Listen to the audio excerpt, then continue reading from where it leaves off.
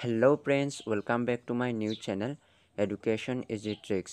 Friends, মই ইয়াত class 6 পৰা ক্লাছ 8 লৈ সমাজ বিজ্ঞান কিতাপখনৰ ভিতৰত থকা কিছুমান ইম্পৰ্টেণ্ট কুৱেশ্যন আলোচনা কৰোঁ য'ত আপোনালোকৰ গ্ৰেড 3 আৰু গ্ৰেড 4 ৰ বাবে সুবিধা হ'ব। সো তাৰ বাবে মই ভিডিঅ'সমূহ প্লেলিষ্ট বনাই দি দিছোঁ যাতে আপোনালোকে তাত গৈ ভিডিঅ'সমূহ ক্ৰমে চাব পাৰিবা। গতিকে বলা আজিৰ ভিডিঅ'টো ষ্টাৰ্ট কৰোঁ। আজিৰ প্ৰথম প্ৰশ্নটো হৈছে কিমান শতিকাত আহোমসকলে অসমলৈ আহিছিল? ইয়াৰ উত্তৰ হ'ব ত্ৰয়োদশ শতিকাত। নেক্সটটো আমি চাম আহোমসকলৰ সৰ্বমুঠ কিমানজন ৰজাই ৰাজত্ব কৰিছিল? ইয়াৰ উত্তৰ হ'ব 40 জন। আহোম স্বৰ্গদেউসকলৰ কোনে ক'ত ৰাজধানী পাতিছিল?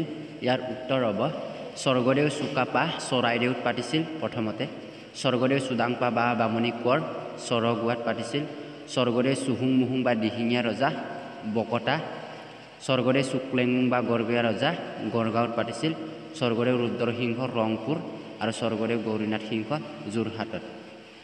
হস্তি বিদ্যাৰ্ণৱ পুথিৰ ৰচক কোন? ইয়াৰ উত্তৰ হ'ব সুকুমাৰ বৰকাইত। আমেৰিকা কোনে আৱিষ্কাৰ কৰিছিল?